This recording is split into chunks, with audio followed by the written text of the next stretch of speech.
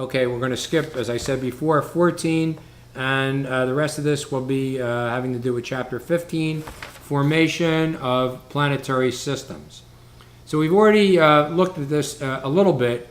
We saw, for instance, the Laplacian or nebular contraction theory of the formation of our solar system is one of the things that we talked about earlier, sometimes known as the condensation theory. Now, your book uses the word theory in a way that's really not entirely scientific, because we know that theories are things that are developed through experimentation and through, even if you're not doing experimentation, through many observations. And it turns out that there is no consensus in the scientific community as exactly how the solar system has formed. So we would probably be better off calling these things hypotheses, but because the book is using the term theory, I'm going to continue to refer to them as theories. And we already saw in Chapter 6, we have an interstellar cloud forming, contracting to a nebula.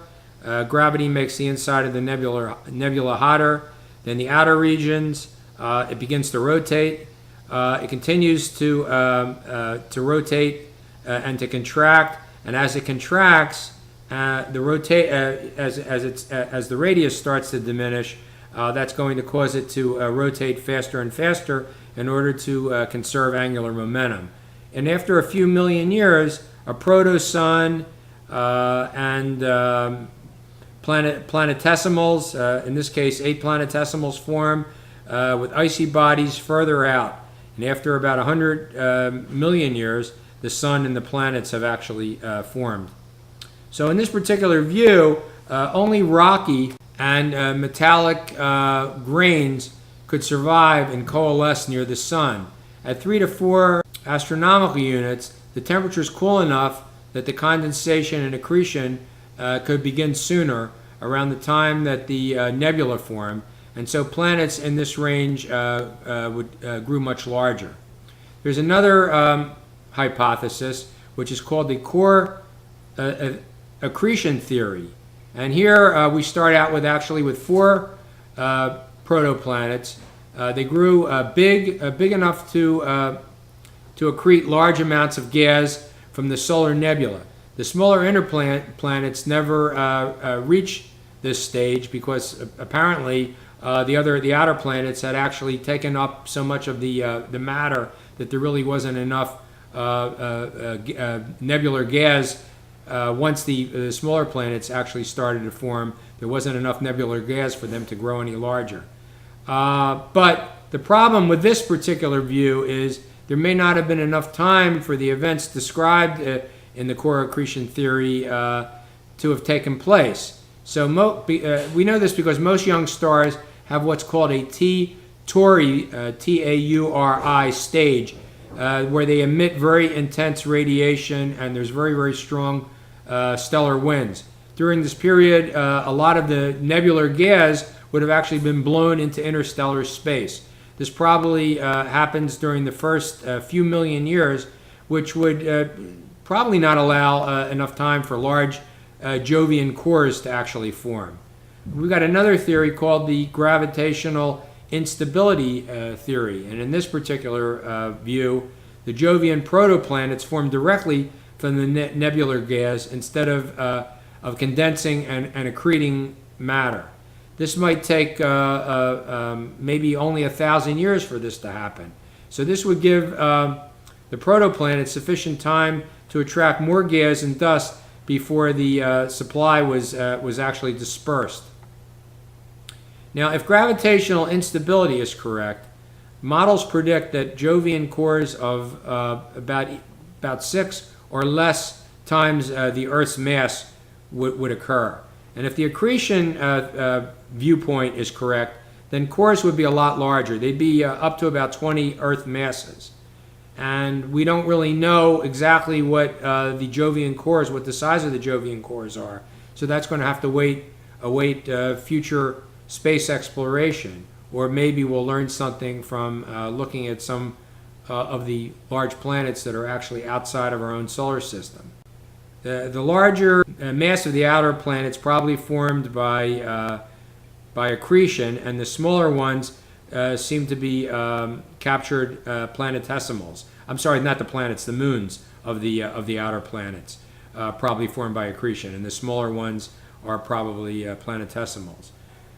A Jupiter-sized exoplanet at a distance from its star of about 30 astronomical units, that's about Neptune's distance, that would argue in favor of instability, because according to the accretion theory, that process would have to take 100 million years. But gravitational instability theory that would favor that as being the correct theory. Another theory is known as the giant planet migration theory, and this suggests that the four Jovian planets, Jupiter, Saturn, Uranus, and Neptune, were actually formed not in their present orbit, but they were formed further from the sun, and they actually drifted inwards towards their present orbits. So the higher concentrations of gases, nitrogen, argon, krypton, and xenon in Jupiter's atmosphere, what we're finding is that the concentrations are higher than were anticipated, and this indicates that the planet must have formed in a cooler region of space than where it currently is. Otherwise, these gases would have leaked away at some time in the past, and we wouldn't have these particular concentrations. According to this view, Jupiter probably formed in the Kuiper belt. Accretion of giant planets took a few million years. Accretion stopped at a point when the sun's solar wind and radiation ejected the remainder of the nebular gas, and accretion of the inner planets took longer, still about 100 million years. After ejection of the solar nebular material, only protoplanets and planetesimal fragments remain. So those planetesimals that weren't captured by the terrestrial protoplanet's gravity, they were actually given a gravitational assist, kind of like what we saw before, that slingshot effect, and they were flung out, well, actually in this case, flung inward into an orbit beyond Mars, and this formed the asteroid belt. This took about 1 billion years. Tidal forces from Jupiter probably prevented these fragments from coalescing into a planet. Some distant planetesimals near Uranus and Neptune were flung much further out into space in the same fashion to form the Oort cloud, but some remained behind to form the Kuiper belt. In this theory, Jupiter moved closer to the Sun by a few tenths of an astronomical unit. Saturn actually ultimately moved further away by 1 astronomical unit, Uranus by 3 to 4 astronomical units, and Neptune by 7 to 10 astronomical units. And this happened long after the original inward movement of the inward migration of the gas giants. So that pretty much accounts for, or at least presents those four theories of planetary formation. Now, in order to actually answer the question of how these things actually formed, we'd probably have to look at other extrasolar objects, what we would call exoplanets. So I also want to talk a little bit about that. But before I do, just want to mention also the fact that 15% of the Kuiper belt objects orbit in a 3 to 2 resonance with Neptune. So that is, every time Neptune goes around the Sun 3 times, these objects orbit the Sun twice. And Pluto is an object that has this 3 to 2 resonance with Neptune. So it's theorized now that Pluto may have been captured by Neptune in this resonant or near resonant orbit. But in order to explain all of the what we now call Plutinos, the little Plutos, and some of them aren't so little, this requires that Neptune must have moved outward, and as it did, it carried with it all the near resonant planetesimals, and these actually formed the Kuiper belt. So all these things, including Pluto now, are considered to be what we call Kuiper Belt objects. During this period, some icy planetesimals were flung inward. Surface temperatures were too high and gravity was too low for the inner planets to capture this material when it first arrived. But these things would continue to orbit, and as the protoplanets contracted and later cooled down, these icy fragments, some of them actually smashed into some of the newly formed planets in the form of comets. So this is believed to have supplied most of the Earth's, if not all of the Earth's, water and much of the volatile gases that are present in our atmosphere. I have something, if I can find it, that I want to show you. I think it's here. Okay, talking about comets. Since I actually skipped that chapter, I'd like to show you something that's in your book, and it's in chapter 14. But when it discusses comets, it talks about and it actually shows a block of material that is kind of transparent looking. You can actually see through it, and it's probably about the size of a person's palm. Someone's holding it. It might be an inch or so in thickness. And this particular block of material, I can tell you, it's a material called aerogel, A-E-R-O-G-E-L. And aerogel is something that's composed of silicon dioxide, in a extremely fine state. It's very, very difficult to synthesize this material. It requires very specialized equipment, and the material itself is very, very expensive. However, there have been missions that were designed to actually capture cometary material, and so they used this material, which is called aerogel. And I've got a piece of it here. I want to see if I can hold it up. I don't know whether you'll be able to see this or not. It's a very small piece, but this weighs essentially nothing. And you can actually see my thumb through this material. So you can see where it's down on my thumb, and you can actually see that it's, I wouldn't say it's transparent, but it's certainly translucent. And if you get close enough, you can see right through it. It's also extremely heat resistant, so that if I could apply a small enough flame through the bottom part of this, the top of my middle finger would not actually get burnt by this material, and it's quite strong. And you could actually see where this was carried on board the spacecraft as it passed through the comet. There was material that actually left tracks into the aerogel. So it's kind of an interesting type of thing. And as I said, it's very, very light. So I want to talk a little bit about, we already looked at the regularities in the solar system in chapter 6. And condensation theory does a pretty good job in explaining most of the regularities in this evolutionary theory of the solar system.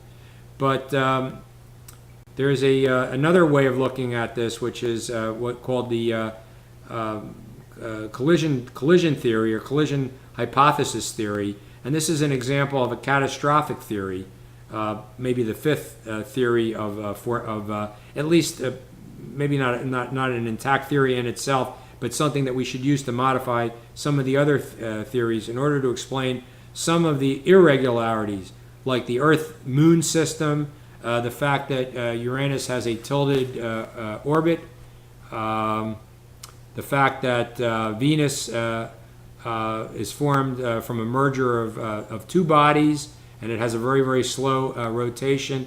All of these things are part of what we would call a catastrophic theory or a collision theory. So they all involve some of the original objects being hit by something or grazed by something.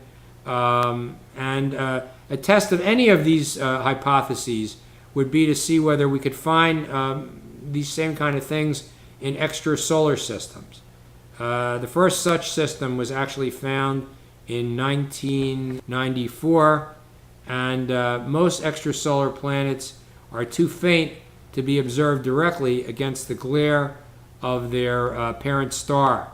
But there is one particular system, which is a brown dwarf star designated 2M1207.